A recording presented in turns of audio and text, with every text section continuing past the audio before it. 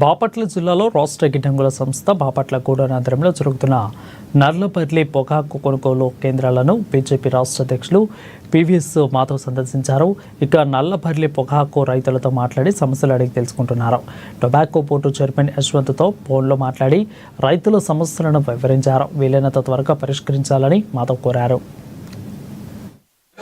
Tobacco ప్రపంచవ్యాప్తంగా దీనికి మంచి డిమాండ్ ఉంది.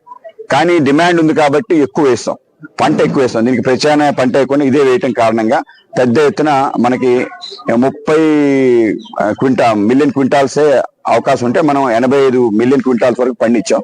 అయినా కూడా ప్రభుత్వం మొత్తం కూడా కొనుగోలు చేయాలి అని చెప్పి అనుకుంటున్నాం. బ్రెజిల్ లాంటి దేశాల్లో ఇంకా ఎక్కువ పండించారట.